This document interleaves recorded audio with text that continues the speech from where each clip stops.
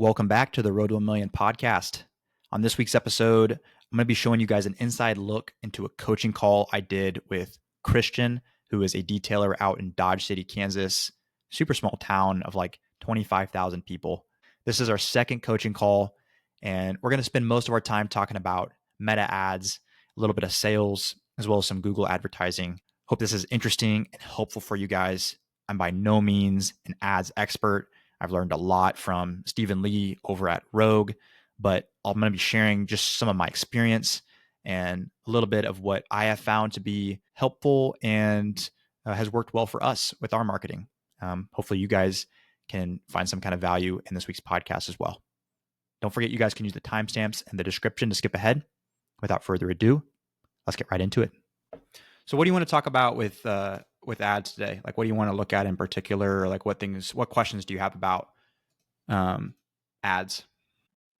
I guess a lot of the questions I have can be solved through testing, so a lot of them may be kind of a waste of time. But I guess the questions I have more so are just, what's your framework for making ads? What do you think about when you make ads? And then sometimes leads are obviously more expensive on certain ads than other leads, but those leads are a lot more qualified and convert at higher rates than a lot of the super cheap, horrible leads that you can't even convert at 10% or 5%. And then you get more expensive leads that just convert like crazy. So how do you kind of work that? Yeah. So I think, and we talked about this the first time we did one of these calls, that I think you build the foundation for success when it comes to advertising. You build the foundation way before you run the ads in the first place. So the way that you present yourself, the uniforms that you wear, your business cards, all of those things, your website, your social media, they all lay the foundation.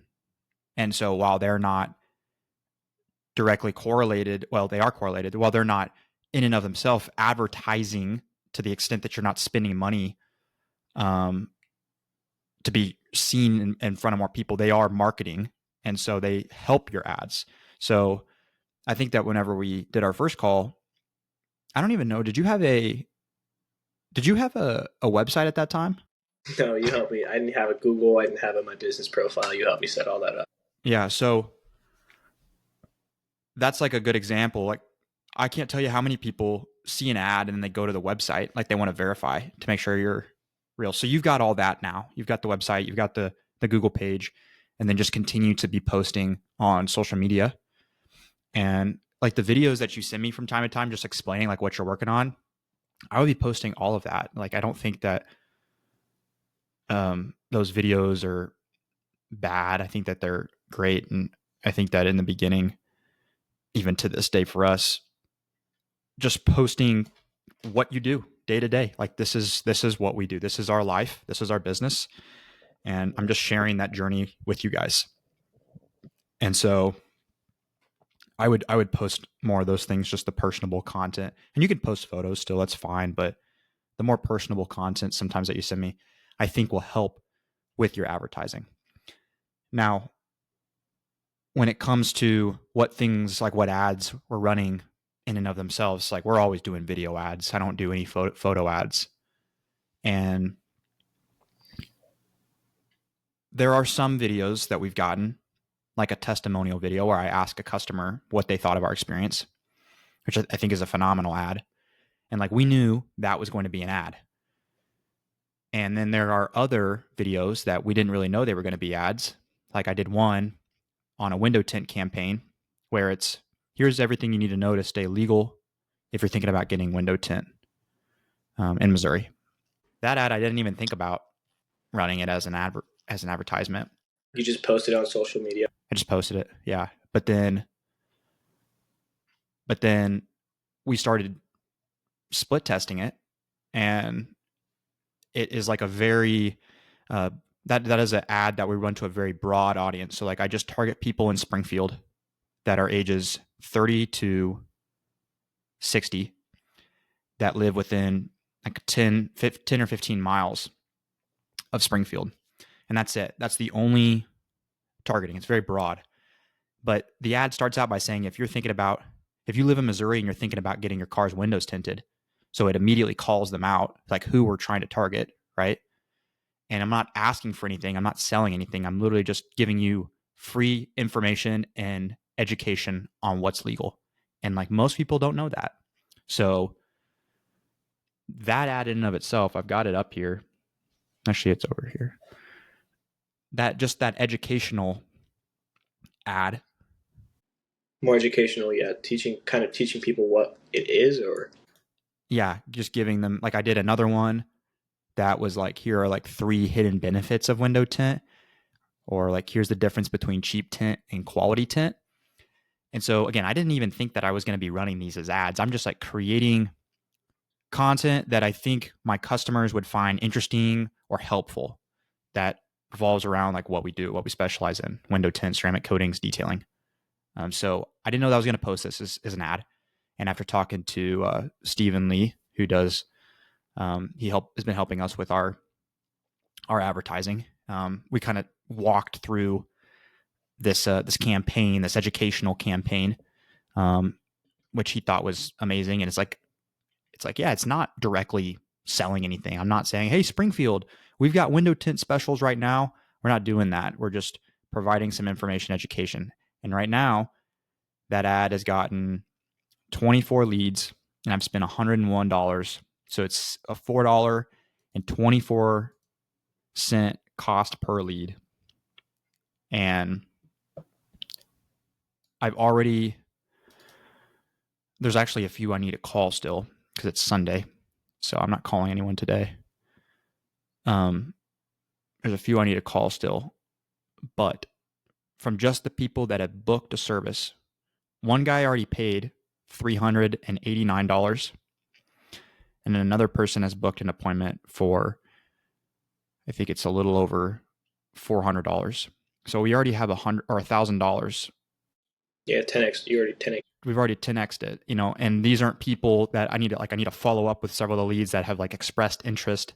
They're just not 100% sure what shade they want to do yet. And again, I was saying I haven't even called all the leads. So like, yeah, it seems to be going pretty well so far. Now I do have another ad that I'm running where I'm retargeting people that have hit my pixel, that have watched 75% of any of my video views. Well, not any Okay. video view, only the window tint educational content views.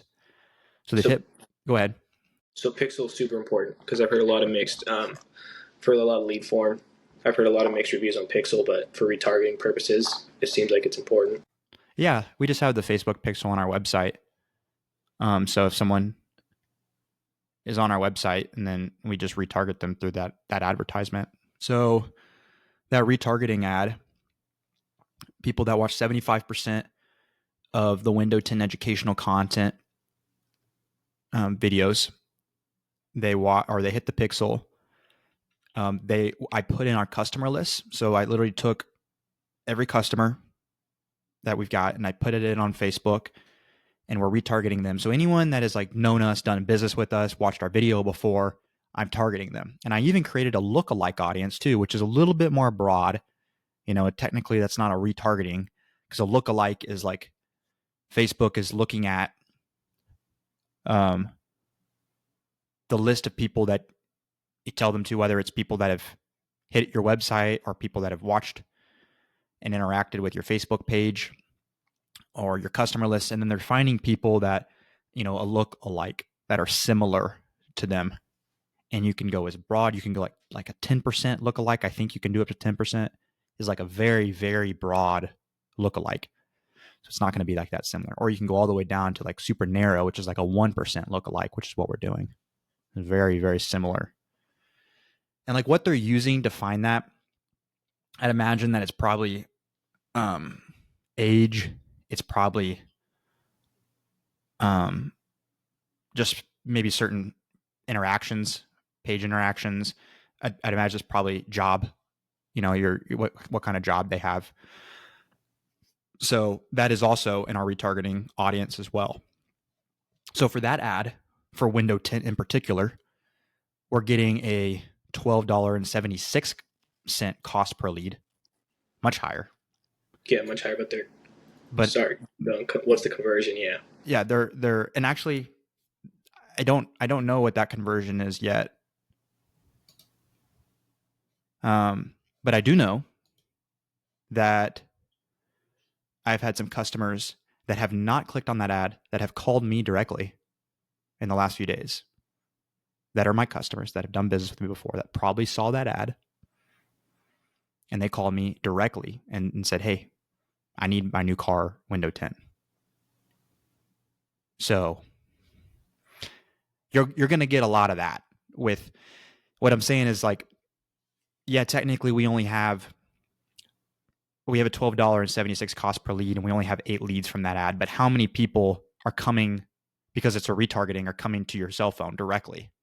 Like, "Oh, I know Belk. I'm going to call him directly." Or, "I'm going to go fill out a form on their website." A lot. That's where you still need to be asking people, in my opinion, like when they come in, like, "How'd you hear about us?" I do ask a lot of people. I do ask a lot of. I've been asking people, and the majority of people just say, well, either they click on the ad and I get them through the ad, and then I call them, or they just say referral. Like, you did so and so's car, you did so and so's car. I heard about this guy's car, and Mm-hmm. Which is still the best way to get business. oh yeah. And there was this. I heard this one guy say this one quote. It was like, how to know if your business is good or not is whether you're getting referrals or not. And said, even though you think you're good at business, if you're not getting referrals, you kind of suck. And he mentioned, like barbers. He said, if your barber does a bad job, and he asks, how's the job? You don't tell him, oh, you did bad. You say good so you don't hurt his feelings. But in your back of your head, you're thinking, I'm never going to go back to him. And a majority of the customers I get or the clients I get tell me, I had another detailer, but he sucked. Like, you're way better. And that's why I want you. Yep, I agree. Or if people come back too, I mean, that's another great way to know. And you shouldn't get too much in your head about it because you're not going to be able to please everyone. Oh, yeah. But I think you're right. You know, referrals and people coming back a second time, third time. That's really how you know if you're doing a good job. I guess another question I had about ads was, and I didn't realize this when I first started, but actually generating leads is only half the battle. The other half is actually converting them or actually getting them to answer. And I know a lot of that is done on the ad level or the funnel level, just kind of, creating more friction. But when someone fills out your ad or fills out your thing, you get their contact information. What do you do from there? What's your process of calling them up, or how do you know they even do you have notifications, or what do you do there?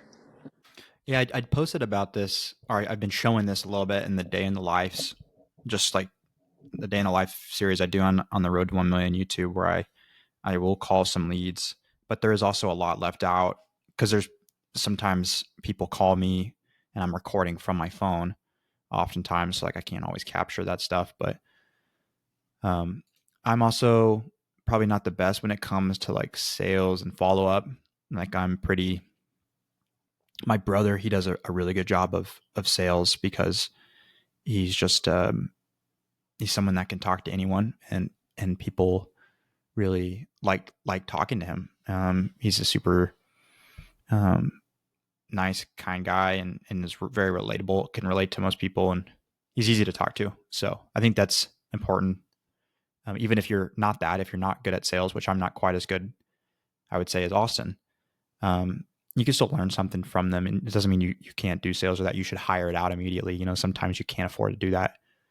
But it is important, I think, to, in time, if you're growing, recognize your strengths and your weaknesses so that you can delegate people in your team into positions that excel where you're weak.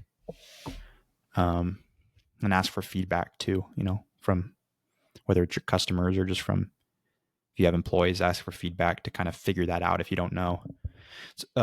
Rocket Fuel, the book Rocket Fuel, does a pretty good job of talking about finding whether or not you're like an integrator or a visionary, and then even like roles within inside of your business, the sales role and marketing role, and kind of identifying what task each of those people should be doing. And so like usually for me, I try to call them as quickly as possible. And I think that makes a huge difference. Like Hunter from Ad Motive was talking about this on the podcast, that calling someone, he says within the first 5 minutes even makes a huge difference, which is really hard for us guys that are like doing this coding and we're Oh doing the yeah, sales. yeah, and I know that. Yeah. But I don't think it needs to be 5 minutes. In fact, I can't think of the last time I called a lead in 5 minutes, but I would say definitely the sooner the better. Um, in fact, and I wanted to talk about this, and this is something that Hunter doesn't talk about, but I think he would probably agree with me on, and I don't hear anyone talk about this, is like, I've called people 3 days after they filled out an ad. And I'm not proud of that. Like, I don't think that that's something we should strive for. And when I call them and I say, hey, Ashley, it's Josh with Belk Detailing, they go, oh, hey, yeah. And it's been 3 days. It's not like, who are you again? And that happens all the time. And it didn't used to happen. But I think that's a testament to the foundation that you've laid, just through the the content that you have been posting for the last year. And the ad itself, were you in it and like did you make a connection to the customer? Maybe they have friends that follow your page, which like you now stand out more highly in their minds than someone that their friends don't follow your page. I've had that happen before. Oh yeah, my friend Brandon, like he follows your page and his cars are always super clean, and so they never did business with us before, but they saw our ad and saw that one of their friends follows us. So again, it's that foundation that you're laying. You should not be waiting 3 days to call a lead. Like no one wants to fill out a lead and then get contacted in 3 days. It should be within, in my opinion, definitely same day. I mean, if someone fills out a lead form at 7 o'clock at night, I would give it till the next day. Now I have in the past gone and texted them and said, I mean, as you get busier and busier, and when you have like 20 leads a day and you're doing everything else, it's difficult to do this. But like in the beginning, I don't think there's anything wrong with texting that lead that filled out a form at 8:20 at night and just saying, hey, Christian, it's Josh with Belk Detailing. I saw that you filled out um, a form asking about ceramic coating on your 2024 Dodge Ram 2500. Hey, I'll give you a call tomorrow and be happy to discuss some of our prices. Is there a good time to give you? Is there a good time to reach out? You could say something like that just through a text. Um, but I definitely think even still, despite saying that about waiting 3 days, and some people still knowing me and like you could tell they're not shopping because they've put a lot of trust in us. Even still, you should still be contacting them as quickly as possible. And there are a lot of people that are shopping around. So that's number one. Are there times that you get a lead and you immediately know or automatically know that, okay, these guys probably aren't going to buy? Do you kind of still try and reach out to them, still try and text them? Like if you text it a few times and you're getting the idea, yeah, this guy's not interested, do you keep following up or do you just drop it? Well, I think that if you have a full-time sales guy, I think it's really easy to think about this differently. Whereas if you are doing everything, I think you have to put a value on like, yeah, on like out of all the things that I can be doing, how important is it really to be following up, like calling this lead? And that like is, you can clearly tell it's not very interested in following up, even though he hasn't technically told you no yet. Yeah, or you'll dial them up and they won't answer, and then you say, "Hey, this is Christian," or "Hey, this is Mirmis Detailing." They'll text one word price. Yeah. Usually when people do that, I try to ask them at least one question. So if they ask me, "Hey, I just need a price," I try to say like, "Yeah, sure." I just try to say, ask one thing. Yeah, just to make sure you're looking for a ceramic coating on your Dodge Ram 2500. Is there any particular concerns or thing you're looking for? And sometimes they'll open up a little bit, and then that invites you to have a conversation with them. And I've noticed I've closed a lot of leads through text for window tint. For ceramic coating, I think I did close one lead through text. There was a doctor that was out of state, lived 3 hours away, had a 2025 Porsche Panamera. I made a video on it. Do you remember that video on my YouTube? Yeah, yeah, I saw it. I closed that guy through text. So everyone's like, you're never going to close anyone through text. I'm like, for the most part, that's true. But I closed that guy through text. And he's a doctor. He's busy, all day long. He didn't shop. He went with us because he trusted us, had done his research. So another part of the sales process is like call as quickly as possible, and then always call first, unless it's like the instance late at night where you're just letting them know, hey, I'll give you a call tomorrow. Is there a good time? And then when you do call, and if they don't answer, and I've experimented with this, still am, usually leave a voicemail. I'll say, hey, it's Josh with Belk Detailing. I saw that you were reaching out about window tint on your Tesla Model Y. I've got a few different packages available. I just wanted to get you some prices and answer any questions that you might have. Feel free to just give me a call or shoot me a text when you get a chance. My number is. And so that's usually what the voicemail looks like. I'm not saying that's the most effective, but that's what I've been doing. And then I've experimented with texting them immediately afterwards and saying, hey, it's Josh with Belk Detailing. I saw that it's like essentially the same thing I said in the voicemail. And I might even like ask a question after that. Are you still looking for a quote? Or I think actually that's a really bad thing to say. I would probably just assume because they filled out a form that, yeah, of course they're looking for a quote. I mean, if it's been 3 days, then maybe you can ask that question. But other times I think a more appropriate thing to say in that text would be something like, are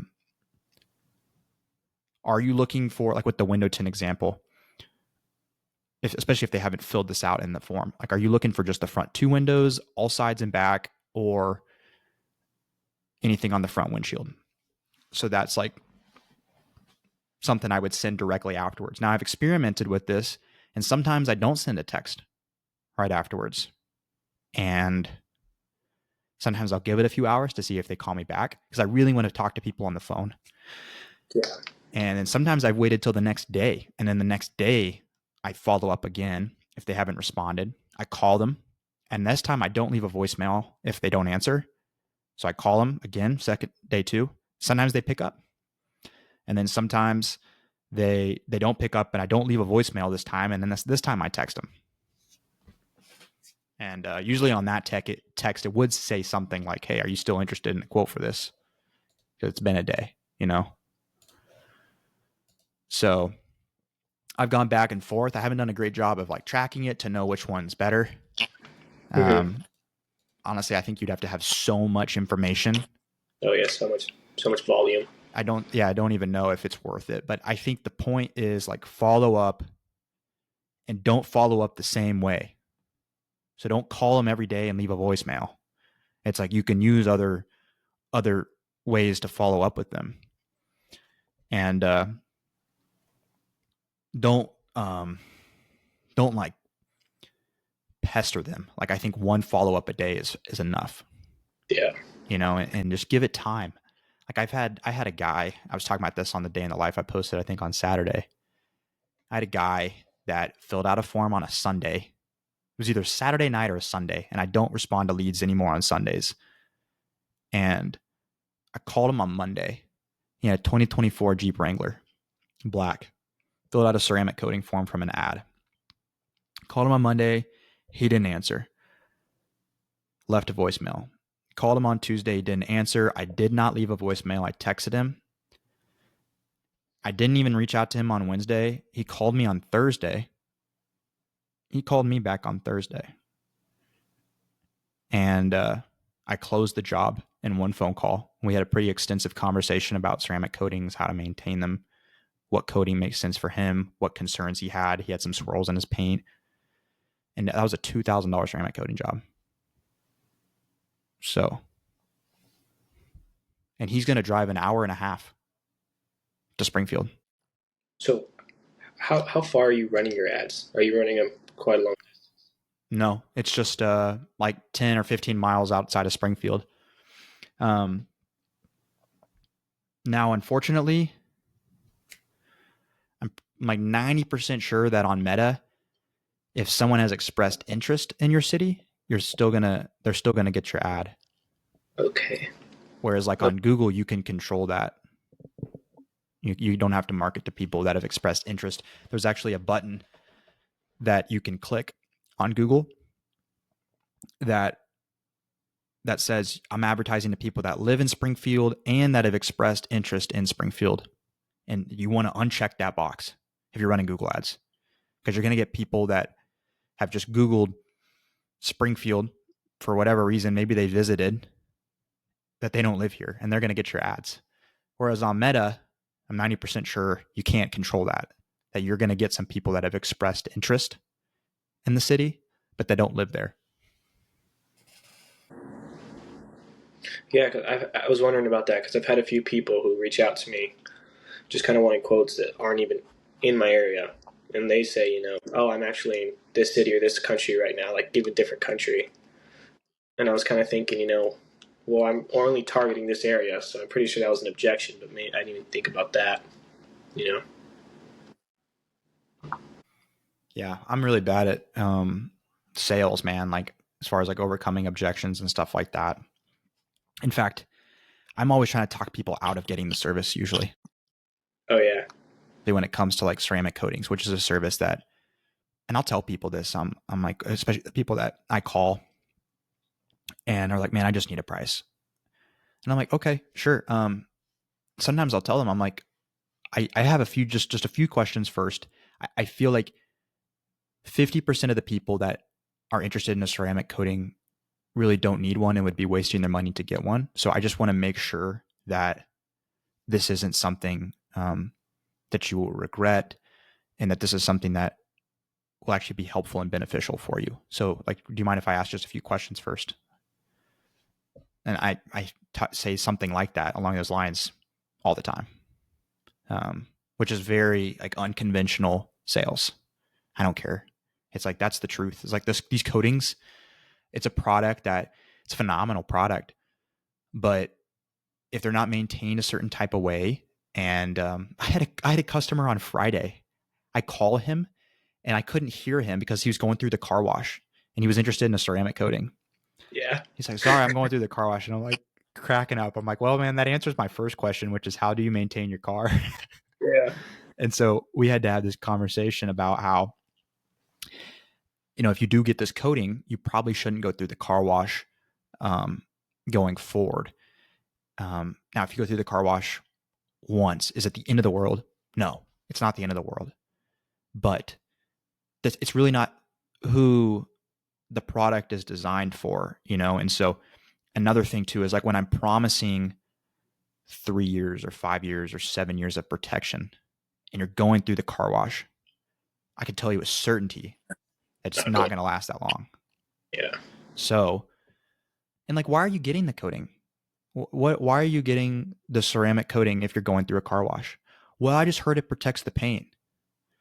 And it's like, okay, well, sort of. It protects the finish against environmental damage. It doesn't protect the finish against scratches or rock chips. Yeah. The car wash is going to scratch your paint. And like, do you understand that when we do a ceramic coating, we do what's called a paint correction first? So we actually go in and we remove all the imperfections that were caused from the car wash in the first place. And so like, why would it make sense for you to spend, because that's what takes the most time in the ceramic coating process. Why would it make sense for you to spend $1,500, $2,000, $2,500 on a paint correction and a ceramic coating so that we can go in and make your finish look perfect, just so you can ruin it right back through the car wash? Like, Yeah. are you looking for just water beading? Is that what you're looking for? Because the car wash, most modern day car washes actually have a wax or a ceramic coating package where when you drive through, it will actually drape. It'll pour ceramic coating and wax over your vehicle, and your vehicle will be hydrophobic. Um, so like if that's what you're looking for, if you just want the hydrophobic properties, you can actually get that through your membership. These are the things like no one talks about with ceramic coatings, and like that have thought very heavily about it, because I came from the finance and insurance world Oh wow. where everything was designed to like Immoral, say again? like immorally, or Yeah, there was just a lot of like moral moral issues where it's like you're selling someone an insurance product when they really need something else. They really need to be invested into the market, probably. But you didn't even present that as an option because you don't sell that or because you don't make money on that. So that's something that everyone has to kind of think for themselves when it comes to selling ceramic coatings or PPF or anything. And that's what's so awesome about detailing is it's like the purest thing you can do. It's like I'm cleaning your car, I can't fake it. Your car's either going to be clean when I'm done or it's not, and you're either going to be happy or you're not. You know what I mean? But when it comes there's to the there's some protection, ways you can, yeah, there's some ways you can fake some stuff, but for the most part, yeah, you mean like with like covering up? yeah, like covering stuff or hiding stuff, Yeah. yeah. But I know what you mean, 100%. So I'm very unconventional when it comes to selling ceramic coatings, Oh but yeah. but we have other tools in our toolbox, and so that is an important part of sales. That is what sales actually is. Like good moral sales is being able to offer, if you have the ability, another solution instead. So like rather than trying to fit them into this box that they don't fit in, you go, well, have you ever thought about just getting your car detailed? Um, I'm not going to promise you 5 years of protection with the ceramic coating that I know you're not going to get. However, have you ever thought about just having it just a really good wash and wax? In fact, I've got this wax that's like super strong. It's called Fuso by Soft 99. And I have customers that go through the car wash and that have claimed 6 months later it's still on there. So again, I'm not promising 5 years of protection, Yeah. but if you want to have this done every 12 months, it's a lot more affordable. We're not going in and doing all this paint correction stuff beforehand. We're just going to give it like a good clay mitt and apply the wax. And that is only going to cost you $300 to $400. Or if someone bought a brand new Porsche and they're like, man, I've got this $200,000 Porsche. I'm so busy, I cannot hand wash this thing, but I hate the car wash swirls. Have you considered getting a full body PPF? You know, Hmm. Yeah. and if you don't offer that, it's really hard to say that, but um, I think that's the right thing to do. So, I guess. Do you guys individually sell paint corrections, like just paint corrections, no ceramics, or yeah, we do. Not a lot, but because we most do. most people don't see the value in that, correct? Yeah, I think most people like, so the way that we price our paint corrections. It's already high enough to where when you're spending that money, you might as well just get a coating. Like our paint corrections is going to average $600 to $800 for like a one step, depending on the size of the vehicle. So why not Yeah. spend an extra $200 to $300 and just get a coating applied? Because we just would do a wax with that instead of doing a coating. Hmm. Do you run advertisement for just paint corrections? No, but I think I've tested it. It's something that you could split test for sure. Because I feel like for me, a lot of the clients I've had or a lot of people I talk to don't even really understand swirls or scratches. Well, they understand scratches, but most people don't even see swirls. Like I'll ask someone who has a completely swirled out car that's covered in swirls, like, what do you think the state of your paint is? And they're like, oh, it's perfect or it looks beautiful. Or another person I know, I can't even make this up. He goes through the car wash every 3 days. So you could, imagine how his paint is. And I asked him, what's the state of your paint? He's like, well, it's amazing. I go to the car wash constantly, just keep it perfect. So I feel like, is it difficult to kind of explain what paint correction is to them? And a lot of times when you do explain it, they say, well, I don't really see the value in it for that kind of money. if I'm not coating it like you said. Yeah, fair enough. I mean, if that's what they say and that's how they feel, then that's fine. Showing them, that's the best way to show them what a paint correction is. And you can't see it except in the sunlight, right? Or like under certain street lights at night. Yeah. So that's the best way to do it, I think, is like, yeah, if you're going to explain to them paint correction, it's just to show them. And a lot of people, once you show them, they'll be like, oh my gosh, you're telling me the car wash does that? Yeah, it does. Yeah, I Yeah. mean, you can do that with your hands too. You can put swirls in the paint with your hands if you're washing it improperly. Yeah. But that's what improper washing will do to your paint, and I can remove that for you. And some people will be like, it doesn't really bother me, and it's like, okay, sure, Yeah. yeah. And a lot of this stuff, man, it's like I don't have all the answers. I was talking to Jeremy, who owns this company here in Springfield called Status, and by the time this, if I do end up uploading this episode that we're doing, um, it'll probably be live. But I think I was telling you that we're going to be like buying out his book of business. Tell me, it's PPF. And he does PPF, yeah.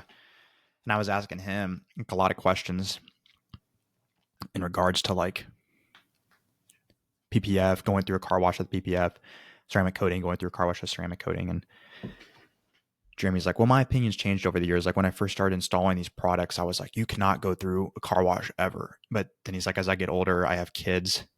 I get busier. I like realize it's like, this is like unrealistic. It's like when you go in to see your doctor and, like if you went in to go see your doctor and you told him that you eat fried chicken, they're not like, if your doctor's like, oh my gosh, I can't believe you eat fried chicken, man.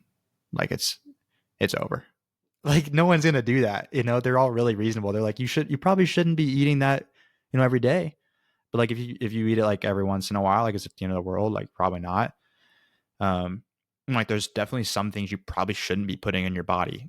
There's very negative effects on it, but, you got to be like reasonable with people. And he was the same way when it comes to like understanding like your customers and, just the reality, is like, listen, I know it's sometimes difficult to hand wash your vehicle only. So like even John from Modesta, like one of the things I like about their company is they're realistic too. So like he's like, I know it's not always going to make sense to hand wash your vehicle. Like you're going to go through a car wash sometimes. Like we would probably stray you more towards a touchless since we know it's not going to damage the finish. Is it going to get the paint as clean? No.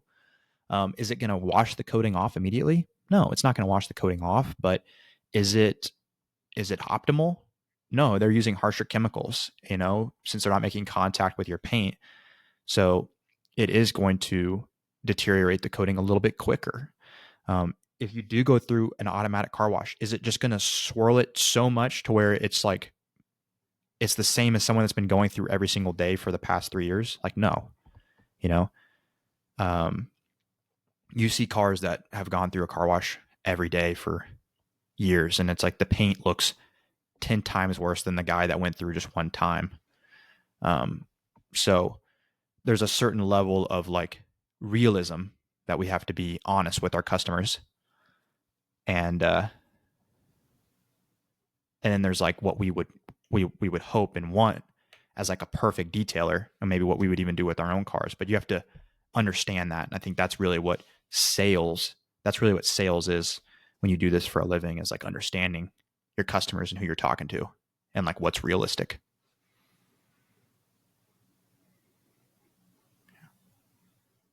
But then I ended up selling that guy that was going through the car wash. I ended up selling him a detail. Oh yeah, interior. Yeah. Full detail, inside and out. $450. So.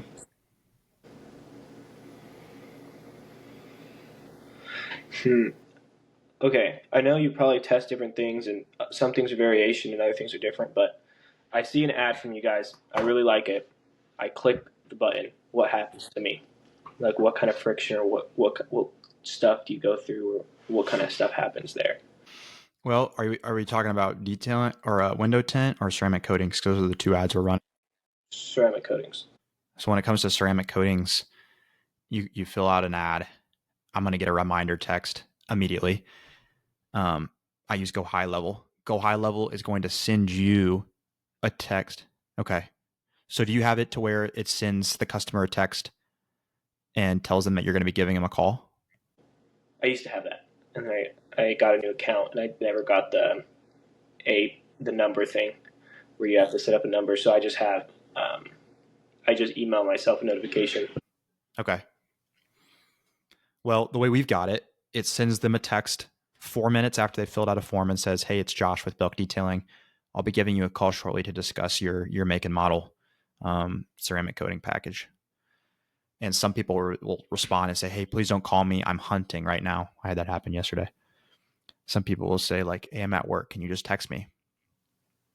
Um, and usually when people do that, like if they say like, "Hey, I'm at work. Can you just text me?"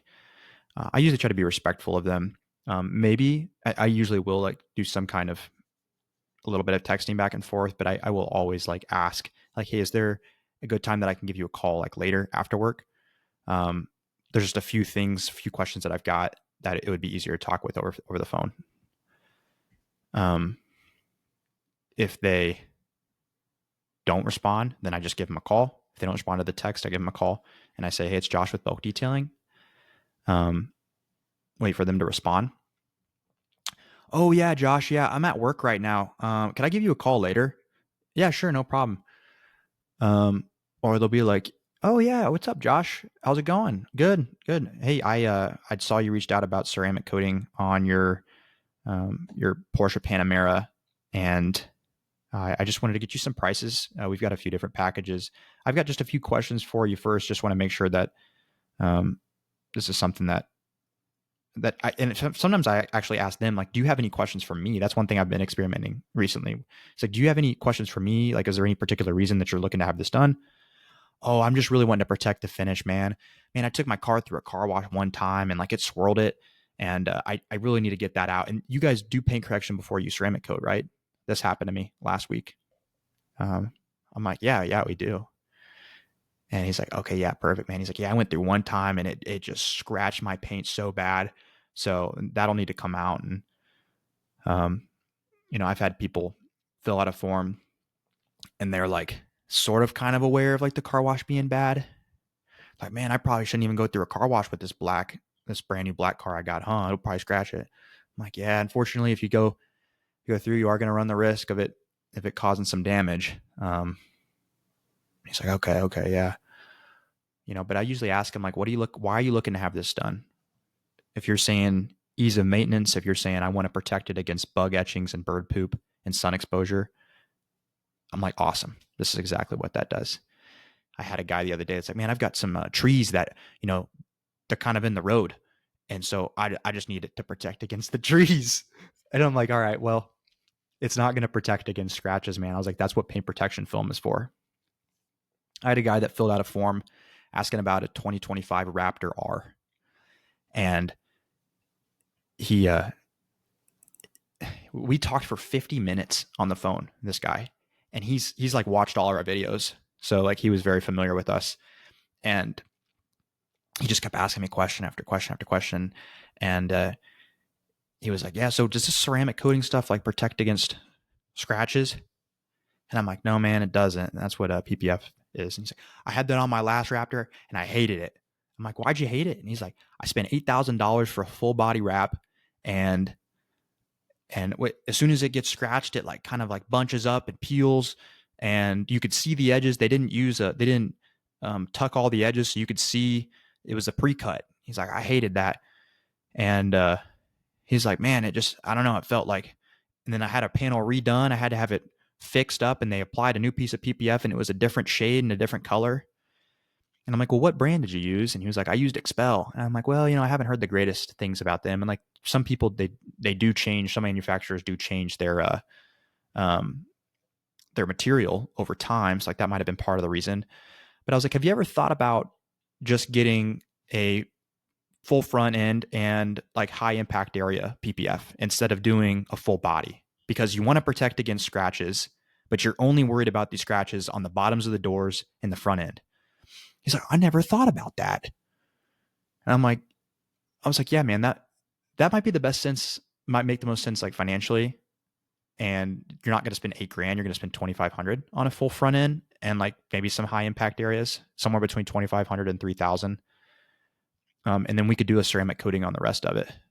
And he was like really interested in that because he actually already had some scratches on his rocker panels from off-roading with his Raptor. And he's like, I'm getting ready to go to Baja and I just want to protect it before I go out there. And I'm like, well, man, the ceramic coating just isn't going to do it for you. Like, it's going to make it easy to maintain. It's going to make the car look super shiny. It's going to protect it against the elements. But it's not going to protect against those scratches. But like, why don't we do the partial, the full front, and then the track pack on the rockers? And he was like on board with that.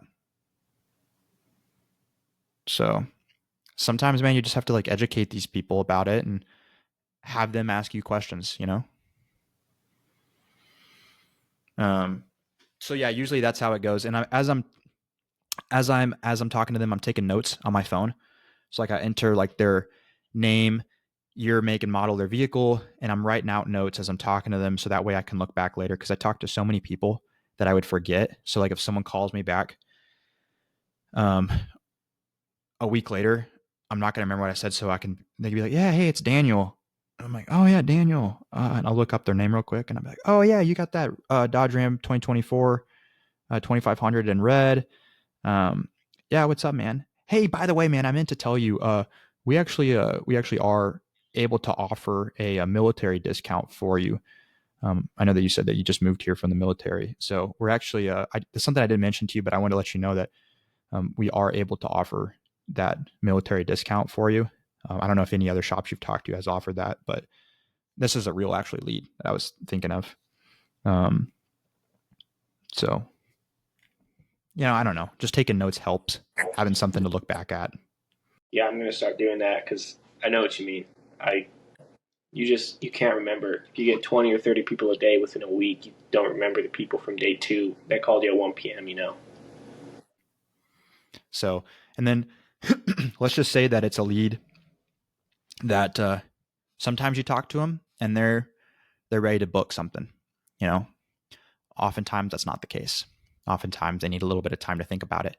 So what I do is, if they're like, oh man, yeah, that sounds good, well, like, let me think about this and get back with you. Sometimes people say, I got a few other quotes out, so I'm gonna kind of see what they come in at.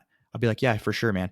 Hey, let me send over my number so you've got it, and I'm also going to send you over a video that just kind of explains our process on how we do ceramic coating. And I'm going to text them one of the YouTube videos that I've made that explains our process. And I try to, so like if they have a more of a sports car, I'm going to send them probably like the Porsche Panamera video.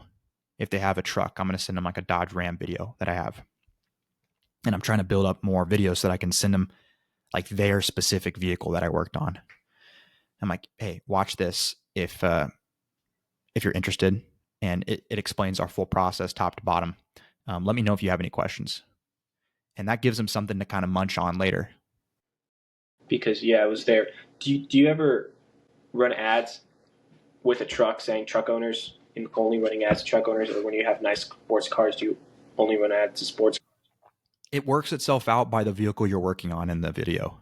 So like if you're like our testimonial video we're running right now, it's a GMC Sierra 2500, and I would say 60 to 80%, I don't know exactly, but probably 60 to 80% of people that fill out a lead form on that are a truck owner.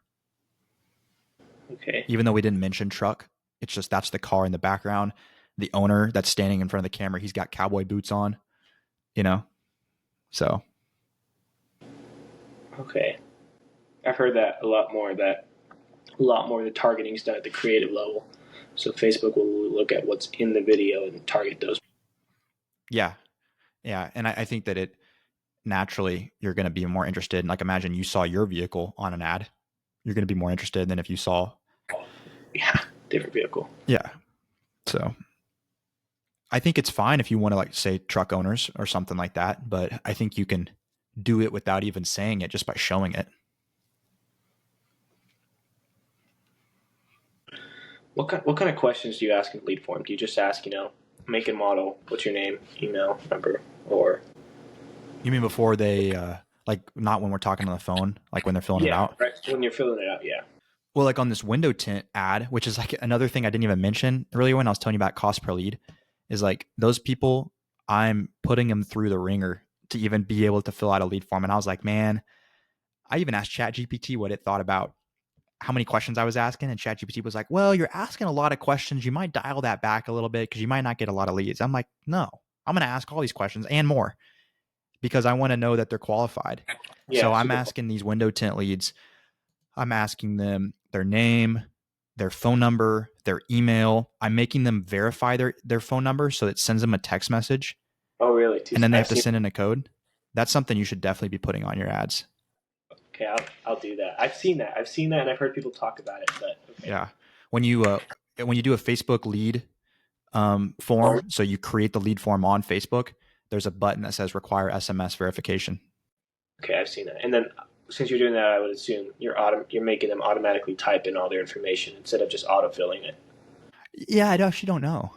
But on the window tint ad, I ask them, what are they looking for tint wise? I say, are you looking for front two? I say, are you looking for all four windows or all side windows and back? Are you looking for anything on the windshield? Are you looking for a strip or a brow? I say, do you have any tint on your car currently? Um, a lot of questions. And so these are very qualified leads. And is there a reason you're doing lead form and you're not taking them landing page? Well, actually, I have both. The way that this this ad campaign is set up, um, I have both. So I think sometimes I wish that there was a way to not, and there probably is. I'm just not a meta ads expert, Good. Yeah. but when I was setting it up, it was like kind of like you have to do both. You have to provide a landing page and a lead form. And to be honest with you, I'm good with either. Either of them are good, especially when you're being asked a lot of questions on Meta. Yeah. I think that it's still a very qualified lead. So I'm cool with it. I'm not really too worried about it, but technically they can go to the landing page and then fill out a form where they can just fill out the information on Facebook directly. Okay. Yeah. And those window tinting leads, they're pretty expensive, I'd guess, right? Well, like I was saying, $4.24 for the educational video and $12.76 for the retargeting video. So that's not terrible at all That's for the. Meta. Yeah, that's not terrible at all for the amount of questions you have in there, huh? Yeah, I think it's pretty good, man. I mean, at the Very end of the good. day, it's about Yeah. converting. Like are you Yeah. converting the leads? I think our Google ads are. I could pull it up and look, but I think that they're around $5 per lead for the window tint, maybe more. I know that for detailing, that's around 4. I made a day in the life video where I talked about my ads, and when I started working with Stephen Lee, we were getting on our Google ads, which Google ads are really underrated in my opinion. We were getting like dollar cost per lead for detailing, but we had on display networks. So our ads are being shown on like garden.com and used car parts websites and furniture stores. People aren't even searching for detailing. And we got rid of that. And we only show the ads now to people that are searching for a keyword on Google or on one of Google's like partner networks. But they're searching Springfield Mo car detailing. And that's the only time our ads being shown. So naturally, our cost per lead went up, but it was a lot more qualified leads. Yeah. Yeah. Well, that pretty much wraps up this coaching call. Hope you guys enjoyed and found it interesting and helpful. If you did like this style of video, let me know in the comment section below. Have a great week, and we'll see you guys in the next one.